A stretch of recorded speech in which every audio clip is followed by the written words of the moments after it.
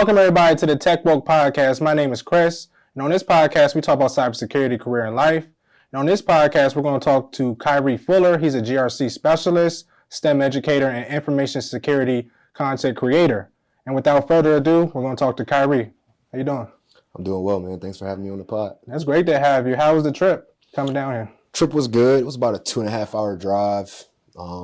We left pretty early in the morning, so yeah. And you came at the right time. I think it's a holiday going on. I forgot which one it's called. What's it called? St. Patrick's Day. And then it was a marathon that was going on when we got into the city, and that messed us all up. Man, y'all about to be lit, you know? Yeah, so it's good having you. So I just wanted to start in the beginning of your career. So talk about your early life in high school. High school, man. So high school, I was kind of like, I guess, a little bit of a misfit in high school. Mm-hmm. I wasn't necessarily a bad kid, but I didn't really like being in class. I was never really interested in technology in high school. I actually wanted to join the military my senior year, but I ended up having a few knee surgeries, couldn't join. So I wanted to just like make money. So I went to college. I started out as an accounting major. Accounting wasn't super creative, and I had to take a science class, and I ended up taking a Java 1 class. And that's sort of when I got into like programming and into the technology space. And then I just fully switched my major over to computer science. Okay, so yeah, Java. So it just kind of sparked your interest in high school. So you was like, okay, I'm gonna focus on this. Like, not necessarily in high school. So in high school, I didn't have any academic interest like at all. mm-hmm. I just wanted to hang out with my friends, kick back, talk to girls, that kind of stuff. But once I got to college, I was like, all right, I want to at least do something that, makes money. So that's kind of when I got into accounting, because I thought it would make money, and then I didn't like it. So I switched over to computer science after I took that Java 1 course. Okay, you did. Okay, I get what you're saying. So you just got your degree in computer science, and then what did you do after that? So after I got my degree in computer science, I actually reversed it a little bit. So while I was in college, I worked IT help desk. Okay. So my sophomore year of college, I started working at the IT help desk for my school. And then during my sophomore year, during the summertime, I would do internships. Okay. So that's kind of what my introduction to like the corporate side of technology was. And then after I graduated college is when I started like fully getting into the governance, risk, and compliance space. Oh, okay, understood. So why didn't you do cybersecurity? What's the difference between computer science and cybersecurity? Cybersecurity wasn't offered at my school, but so my school is like you could do computer science, and then there were 2 tracks you could take. So you could take the cybersecurity track, or you could take the software development track, and I ended up taking the cybersecurity track. So I had classes like malware, like we had to create malware with Python. We had to do malware analysis. We learned Wireshark, packet sniffing, that kind of stuff. We learned cloud. So yeah, I didn't want to. So at first programming was fun. And then once I got to like data structures and algorithms, that's where it started getting hard. I understand. So then I was like, I don't think I want to actually do programming for a career. And that's when I switched over to cybersecurity. Okay, understood. And so you did the internship. Can you explain some of the benefits about doing the internship before you fully got into it? Yeah, so I would say the internship taught me kind of how like corporate America is structured and how corporate America works. Heavy emphasis on networking, not like computer networking, but more so talking to people, knowing the right people, knowing the right things to say in different situations, having an elevator pitch. So those are sort of the things that I learned having an internship, and also got to get that hands-on experience of like what it means to do a risk assessment. That was my first introduction to cybersecurity controls. So I would say that, anybody who's looking to get into the cybersecurity industry, I feel like priority number 1, especially if you're in college, should be to try to lock down an internship. Okay. Yeah, even for me, I wish I did an internship. I had to learn the hard way. I'm in meetings, talking to people. I'm talking to hundreds, all the different stakeholders. I'm messing up. I didn't know how to properly network, get what they want. So doing an internship is probably, I should have did that when I was in school. Or, at some point did an internship. It helps, Yeah, it definitely helped. So like I kind of got an early introduction to corporate. So my first corporate job was actually my senior year of high school. I worked at a small accounting firm in New Jersey. I was just doing like bookkeeper sort of stuff. But yeah, that's kind of when I think that having that advantage, it showed me how to like conduct myself in those types of atmospheres. Understood. So, okay, so you did the internship. So what did you do after you did it? And also too, did you get a certification at any point? I didn't get my first certification until my second year professionally in the industry. Okay, so that was after the internship. After the internship. Okay. So after the internship, I started my first job. That's when I was doing sort of like security compliance work, but it was actually adjacent to security compliance. It was more so I was doing automation work, but I was on a security compliance team. And then my second year at that job is when I got my first certification from the SANS Institute. Oh, the SANS. Which one was it? It was in the law of data security and investigations. Okay. Yeah. Okay, and just to double back on automation, what do you mean by automation? Automation work. So automation is kind of broad, but for me, automation means just making a process more efficient. So sometimes you can't automate a process 100%. Like you can't code a process 100%. You can't use robotic process automation to, streamline a process. But sometimes that means, taking yourself out of the process. Or sometimes that means, this part of the process is taking too long. Why don't we put better resources here? Or, why don't we collect data this way instead of this way, just to make things more streamlined and quicker. Yeah, and too with the RPA, yeah, we use that too. It's a new emerging technology. It's been around for a long time, but it just helps with just low mundane tasks. So I get what you mean on that. My first introduction to RPA was actually at my first internship. Oh, really? Yeah. You was amazed, wasn't you? I was like, man, because that was my value proposition, right? So like, I didn't really have the whole cybersecurity expertise because, I was coming out of college. I haven't been in the industry yet. But when I got my hands on the automation stuff, I was actually able to provide value for the company because I could save them hours of work on like mundane tasks. So that's kind of where my whole like personal brand professionally kind of started from, is like me being the guy who can automate these like different tasks. And do you recommend that to people trying to get into IT or cybersecurity? Just try to find one niche you can focus on so you can build off of that. That's a good question. I would say, honestly, to start broad, because I feel like I've kind of, my career journey has been very, the scope has been very narrow. Whereas if I was a little bit more broad and got expertise in like more different domains, I think that I would probably be set up a little bit better, like looking forward. Because now it's like all the work that I do is automation work, streamline work. And I like that kind of stuff.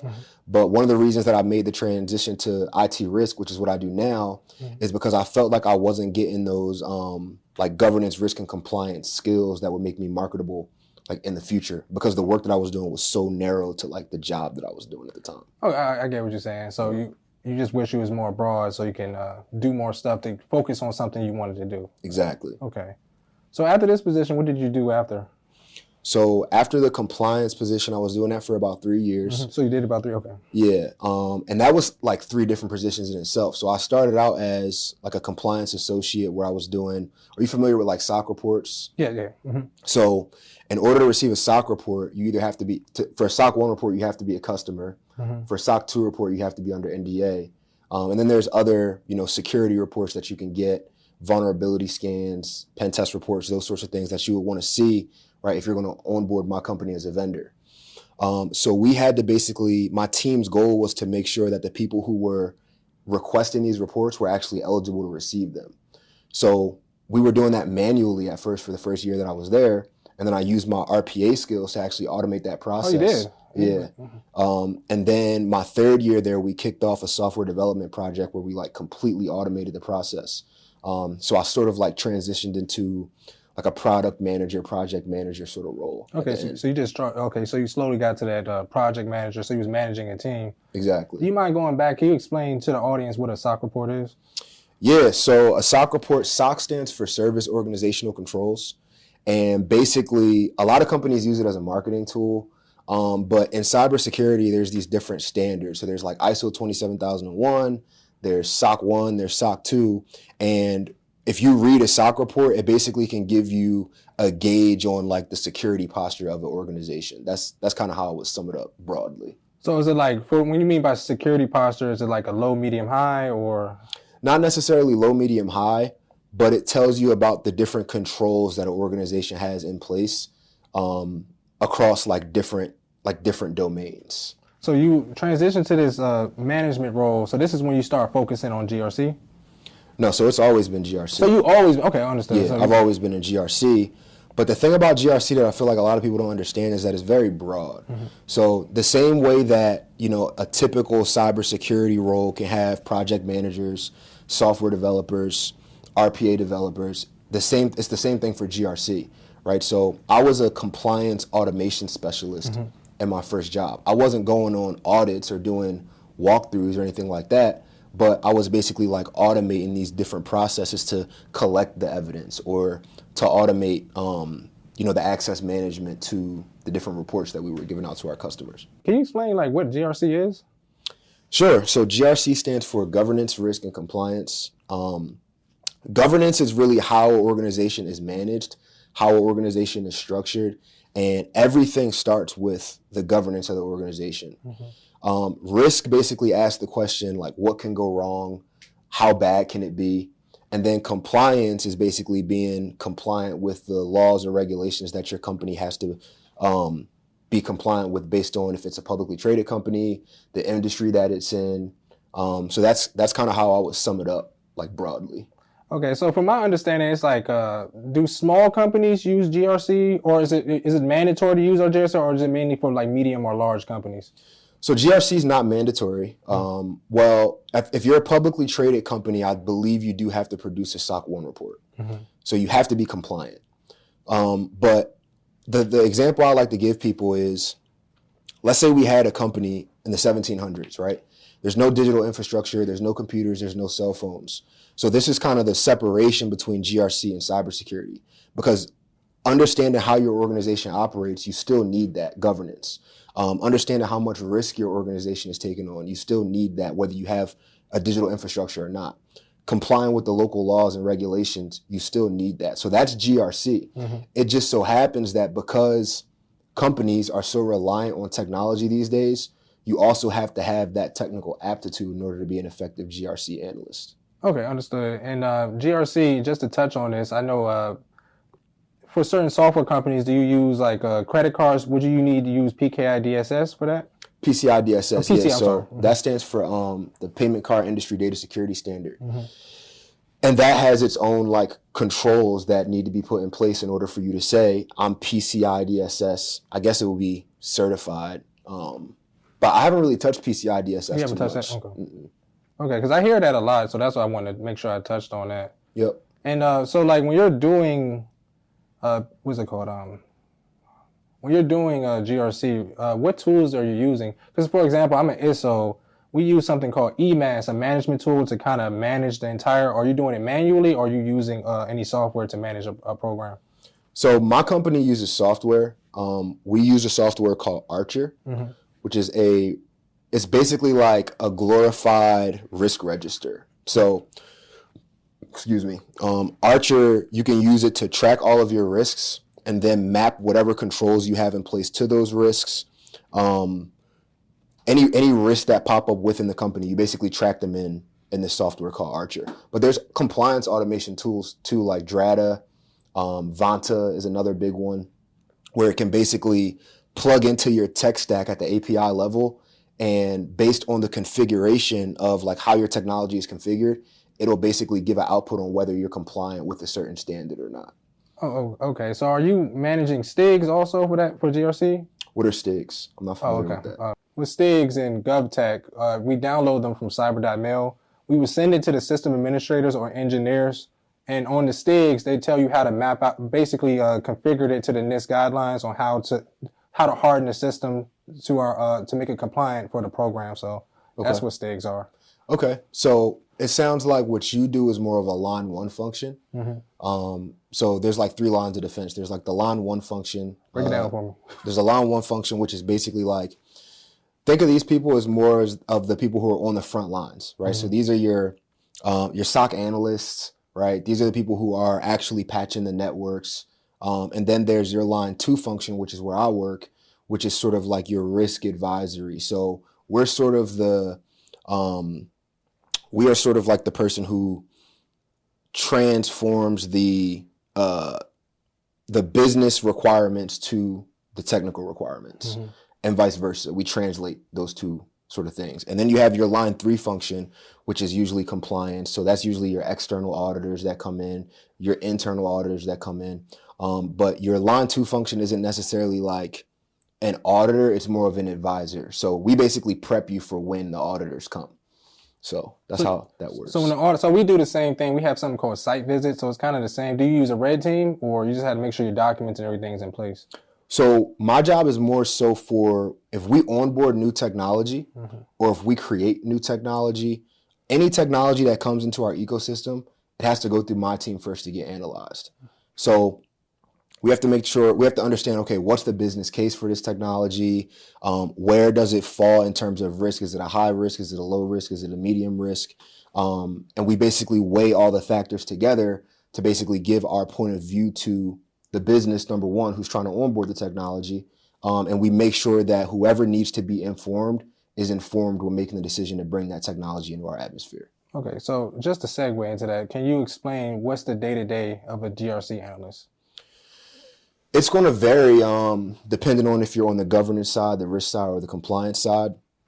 I can speak a little bit about the compliance side, but I mostly understand the risk side. So as a compliance analyst, you'll probably be doing evidence collection, which is basically like, let's say I came to audit your company. I need sample evidence on different processes to make sure that they're actually aligned with a specific security standard. From a risk perspective, it is a lot of meetings. It's a lot of research. And for me specifically, it's a lot of like mapping out processes and figuring out how to make those processes more efficient. Okay, so like for me as an ISO, I'm kind of doing the same thing. I'm on these meetings with 20 people or more, and I have to make sure I understand what a system, like for example, RPA, I have to explain what RPA is. Even though I have no experience with it, I have to make sure I do all my research. So it's kind of like, that's what you're doing? Pretty much, yeah. So like, for instance, AI is like the big thing right now, right? Generative AI. And the issue with AI for a lot of companies is there's a data egress and a data ingress problem. So we put our data into the AI system. We don't really know where that data goes because the data is needed to actually train the model. So a big thing that we work on is like figuring out, okay, how do we actually integrate this technology safely into our company? And like one of the controls that we can put in place for that is like a browser in a box environment. So we isolate the artificial intelligence and we basically lock off anything that would allow us to upload private data to that. So there's no uploading capabilities. There's no, right, we can't download anything from the AI into our ecosystem. It's basically like we can experiment with this in an isolated environment. So my team, basically, we'll work with security to basically come up with this control so that we can actually enable the business to use these technologies in a safer way. Okay, so you're basically talking to different stakeholders. It can be the security team, the PM, the owner, or things like that. So you're working with all these people to make sure you get that done. 100%. Okay, understood. So it's basically the same thing I'm doing, just different terminology. Yep. So is this a non-technical role? It can be. The thing that I like to tell people is the more technical that you can be in a GRC role, the more leverage you have and the more influence that you'll have, because you'll be able to translate those business needs into technical needs better and vice versa. So like if I'm on a call with a solution architect and I don't really know what I'm talking about, or if I'm on a call with a cloud architect and I don't really know what I'm talking about, I'm not going to be that effective. So the nature of a GRC role is very soft skill based, right? So it's all about talking to people, but you need to at least have enough technical acumen to ask the right questions. Okay, so GRC is mainly soft skills like communication, organization, things like that. Yeah, I would say so. So with GRC, is it becoming more technical nowadays? I think GRC is becoming more technical because of automation. So those tools that we were talking about earlier, you have Drata, UpGuard, Vanta, Archer, right? All these, ServiceNow. You have all these tools coming up that are basically going to, and then if you add AI into that, right? But someone needs to be able to implement those tools. So now you need someone with the technical expertise to implement those tools and configure those tools properly and safely. But you also need someone with that frame of reference of understanding how GRC processes are actually supposed to work. So I would say that if you are interested in the GRC atmosphere, to definitely upskill yourself on the technical side, which I think is just like learn how to program. That'll train your mind to be more technical, understand how the cloud works, and then, do with that what you will. Is there a separate GRC process for the cloud? Like FedRAMP or something like that? So FedRAMP is a compliance standard that is used for cloud instances for federal systems. So from a GRC process perspective, it's probably the same processes of like getting FedRAMP certified or becoming FedRAMP compliant. I'm not sure, but I would assume that there's an audit that takes place. There's evidence collection that takes place. You're tracking these, you're maintaining an inventory of different systems and what they do when you're going on those same meetings. So I would assume that the process is the same, but the standard is just going to be different. Okay, so what I'm getting for GRC, you're just using different standards to make a program compliant. That's what I'm getting at. For the compliance part of GRC. For the compliance part of GRC. And can you explain like for risk and what's the other part? Governance. Risk and governance. So the risk part is more of like the vulnerabilities, or? Risk is understanding the threats and the vulnerability. So risk is the likelihood that a threat will exploit a vulnerability and the impact of that happening to the business. Okay. So as a risk analyst, what you do is that's pretty much what your day-to-day job is. You want to understand the threats that are involved with, like for me, it's onboarding a different technology or onboarding a new technology, right? The vulnerabilities that are attached to those threats. How likely is it that this will actually crystallize into reality? And these are things that you can do qualitatively. These are things that you can do quantitatively. And the difference for that, for people who are wondering, is like qualitative is like when you put something into a category sort of based off of almost like a gut feeling, whereas quantitative is more like data driven. Okay. So what's some of the pros and cons of being a GRC analyst? Pros and cons of being a GRC analyst. The money is nice. Okay. You can get paid a good amount as a GRC analyst. And the more technical you are, the more you can get paid. What's the pay range? I'm curious. I would say the starting salary reasonably is going to be 65 to 80K starting out. Just starting out? Okay. That's pretty good. Yeah, it's not bad at all. Yeah. And then I would say like a mid-range salary is going to be anywhere from 80K to 120. And then you can take this all the way up through going and being in the C-suite and making, $300,000 a year. That's good. So. Just go back to the cons, the pros and cons. Okay. Yeah. Other pros, I would say that because it's not so like tech heavy, I thrive in this kind of position because like I have a computer science degree, but I've never been like a super tech heavy kind of person. And I think that's just because when I was younger, I didn't have the patience to sit and like actually read the documentation and learn. Now that I'm more mature, I'm starting to develop that technical acumen more just because I have more patience. But I like talking to people. You're always figuring out problems. So I like to problem solve and bring the right people together to like work through a situation. But some of the cons, I would say they're not necessarily cons of being a GRC analyst, but they're just more so cons of being in like a corporate environment. It's like there's this little game you have to play. That's probably the biggest con. And I was remote and now I'm in the office. So that's been a bit of an adjustment as well. I can't really see any more cons other than that. Yeah, because I deal with the same thing as an ISO. So I have to play the corporate game, meaning email certain people, go find the person at their desk. Smile all the time. So, hey, trust me, I understand. You got to play that game to get what you want. And then the arguments, we always arguing about something. Really? So say, for example, RPA, for example, maybe it might not be compliant. Maybe it might be sending data from our program to the RPA, which is not good. And then one person will say, hey, it's no problem. And then I'm like, as a ISO following this guy, hey, this is a problem, right. This is a Cat 1 vulnerability. So It's just things like that. Just the balance of going back and forth with that. Yeah. Okay. So what type of certifications do you need for this position? I didn't have any certifications when I first got into GRC. Okay. I just had my computer science degree, but I think what helped was my internships. So where I lacked in certifications, I had more experience than a lot of other people that were trying to get these roles. So I did internships for almost 3 out of the 4 years that I was in college. And I did IT help desk for 3 or 4 years. But if you want those certifications, I would say that your Security Plus is a good one to get. And then there is the Certified in Governance, Risk, and Compliance from ISC2. That's a good certification to get at the entry level. And then I would say cloud certifications are good. That's the thing about GRC is like, there's so many different, like even on my team, there's people who are super, super technical. There's people who are more soft skills oriented like me. I don't think certifications really matter as much as knowing the content. Like you should definitely be familiar with NIST, the risk management framework, the cybersecurity framework, some of their special publications that, apply to the job that you're doing. You should definitely be familiar with the AICPA, which is kind of where you can learn about service organization control, SOC 1, SOC 2, SOC 3, bridge letters, all that kind of stuff. If you plan on working in the government, you should definitely understand FedRAMP, right? So I think that it's more about the content than it is about the certifications, but the certifications are what's going to help you stand out on resumes.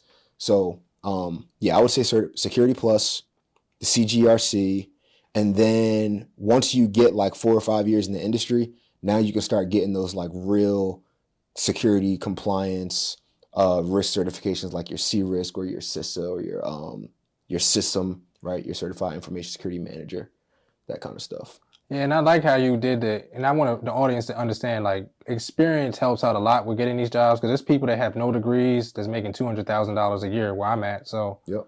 That's good to hear. So if you're in college, make sure you double down on them internships because when you get older, it's going to be harder. Yeah, the internships, because the thing about it is like you can know everything about NIST, right? But like if you've never implemented it and you don't know the nuances that come with having to get stakeholder buy-in, you don't know the nuances that come with having to get something approved by legal or having to get budget, right? Like those are the things that are kind of like tricky to navigate, depending on the size of your organization, the resources your organization has. So I think that's where a lot of the value comes in from actually going through the experience. Do you think it's easier for people that's getting into cybersecurity to first start off in GRC? I don't have any other frame of reference. Okay. So I think that the SOC analyst role is something that is, and SOC stands for Security Operations Center. I feel like that's a really good role to start in.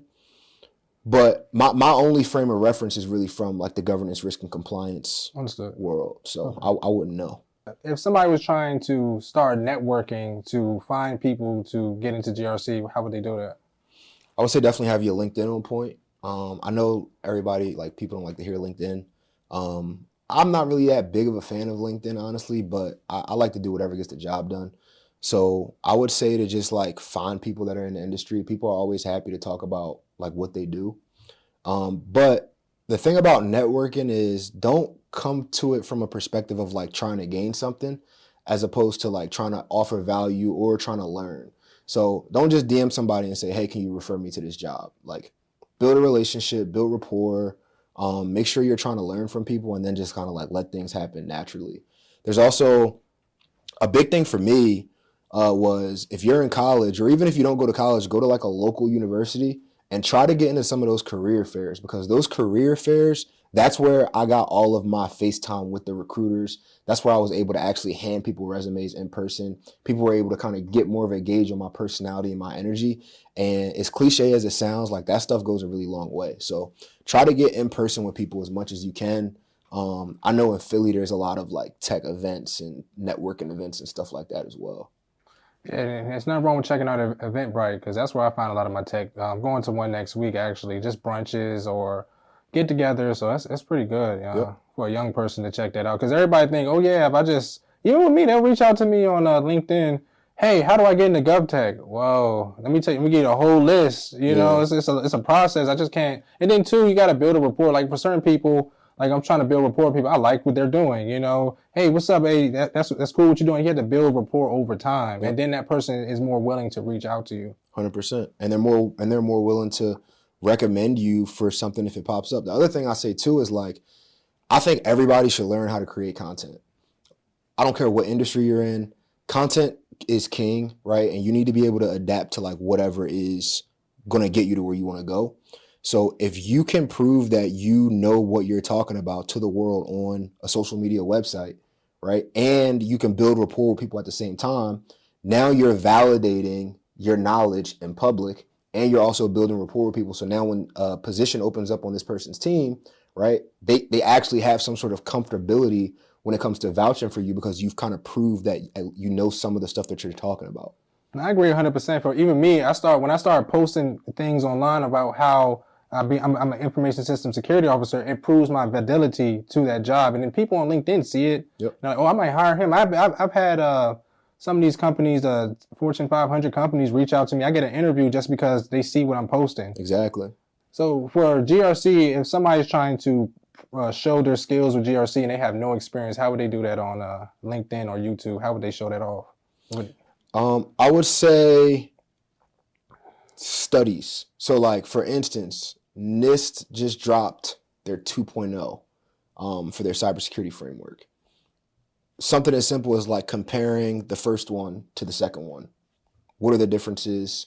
How does it actually like affect the business, right? Or understanding the like GDPR is forever changing, right? Privacy laws are forever changing. So if you can stay up to date with privacy laws and you can give managers or CISOs just like a quick synopsis of what they need to know for the week, for any things that have changed, right? Like that's adding value to someone's job for free, right? Which is really the key for any business. I tell people to treat their career acquisition journey as a business.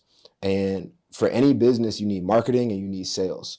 So for sales, you need to be reaching out to people. And for marketing, you need to be building your brand for yourself as a subject matter expert in whatever it is that you choose to be a subject matter expert on.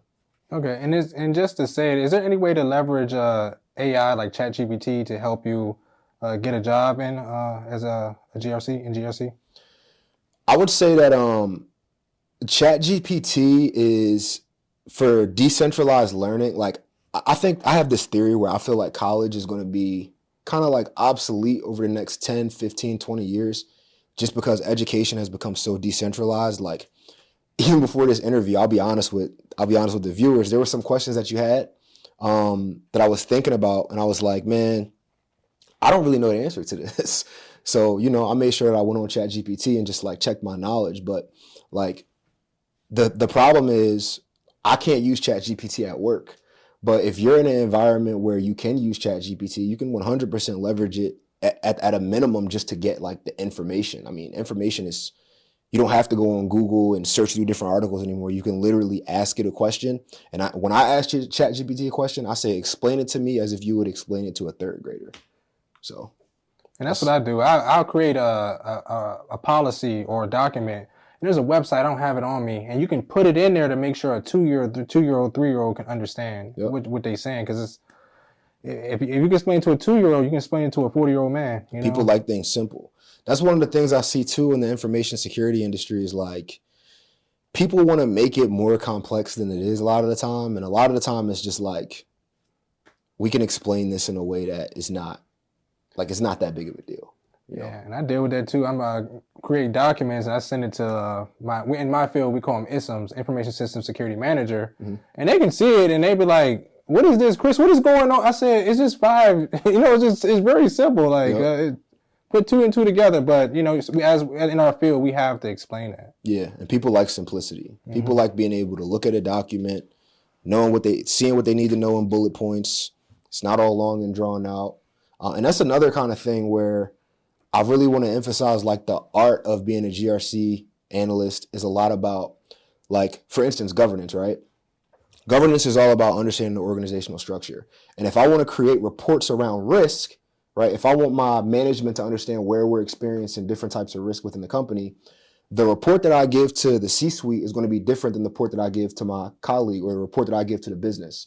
So understanding governance, understanding how the organization is structured, like that's a soft skill that is going to help you a lot in your career, just because like who to talk to about different things and how to actually like speak to them. I got you. And can you double down on some non-technical skills that people they should double down on to make their job a little bit more easier? Be likable. You know, I would say just like be a likable person. If I think learning how sales and copywriting works are really important, right? Know how to persuade people, know how to influence people, understand what data points you need and what data points people actually care about. Like I said before, management is going to care about different data points than the businesses. The business is just trying to onboard the technology as fast as they can, right? So they might not even really care about what the risk is. So now you have to make them aware of that risk. Whereas management, they might care about, okay, well, how much does it actually cost to onboard this technology? How is this technology going to actually influence the rest of our infrastructure? So just like knowing who you're addressing, knowing how to address them, being a good writer, right? That's really, really simple. But being able to write a good email that's efficient, that's to the point, you know, that's something else that's really important. Being able, and you know, just like the typical respect stuff, stand up when you shake someone's hand, look people in the eye when you talk to them. Like, you know, that stuff, I feel like it's kind of getting lost in society, but that stuff goes a long way. Yeah, even with me, like in my job, that's a lot of people forget about that stuff. Like, for example, we emailed each other all the time. Why don't just get up and go to his cubicle? You know, he's right down the hall. Especially if you're going to have me in the office. Yeah. You have me over. We talking every day. Yeah. We talking about everything, you know, Eagles, especially the Eagles, you know. Yeah. They disappointed me this year. Yeah, I was rooting for y'all. As a Commanders fan, I was rooting for y'all this year, but it is what it is. Couldn't pull through. So how would you network in the office? I like networking horizontally and then vertically. So what I mean by that is, you know, you want to gain the trust. Like networking is all about gaining trust. That's what this is all about. So simple ways to network are just like when you tell somebody that you're going to do something at this time, have it done at that time, right? That's one token into like your trust bank with someone. But networking with your peers is a big deal. And then also like if you hear about problems that management is having, right? Like do some due diligence and do some investigation and don't be scared to try to like talk about some things that you could actually do to help or some ideas that you have to help. Even if you feel like it's a stupid idea or if you feel like, you know, it's something that they may have already considered, it just shows that you have that initiative and now it opens up that conversation. So I would say just try to add value to people's life as much as you can. And that's what I did in my early career. I was like, they would talk about things that's not done, documentation. A policy hasn't been done in a long time. I would just go fix it myself, and then I'll show it to them, and then I eventually build up my rapport. In case of a supervisor position come up, I can always see if I can put my name in the hat for that. Exactly. So Kyree, I like to timestamp it for all the guests and see what they're going to do in the next 5 years. So can you tell me what's your goals for the next 5 years? I would say for the next 5 years, I really want to focus on developing my technical acumen more. So I really want to get into cloud. I feel like I lack in certifications. So like right now I'm studying for my CRISC, which is Certified in Risk and Information Systems Control. I would like to get that, and I would like to build myself up to getting my AWS Solutions Architect. So I think I'm gonna do the cloud practitioner first, and then I'm gonna do the solutions architect. And then I want to actually get the security architect. So I just want to develop my hard security skills more, because I've been in sort of this like GRC industry. And I feel like it's been security adjacent, but now I kind of want to expand my footprint within sort of like the security industry as a whole. So I guess a hard skill or something that a hard thing that I want to achieve in 5 years is I want to have at least 3 professional certifications. I would like to be proficient in AWS security or Azure security, maybe both. Those would be my professional goals for the next 5 years. That's some good goals, especially doubling down on the cloud. The cloud, everybody's adapting to cloud, so you know how it is. That's one of the best ones you can get. And I'm definitely going to check back in 5 years, like, what's going on? Please do, man. Please do. If I'm lacking, tell me I'm lacking. I'll definitely do that. Yeah. Yep. So where can they find you? Where can the audience find you? You guys can find me. Most people find me on TikTok. You can find me on Instagram at Kyree Fuller. You can find me on LinkedIn at Kyree Fuller.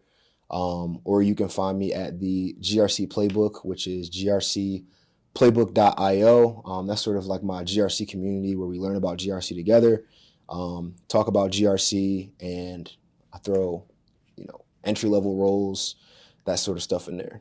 Please check us out on all podcast platforms. Like the video, share the video, also subscribe to the channel. And if anything related to you, please comment down below. Also, check out the Tech Woke podcast newsletter, and the newsletter is more condensed interviews with cybersecurity professionals.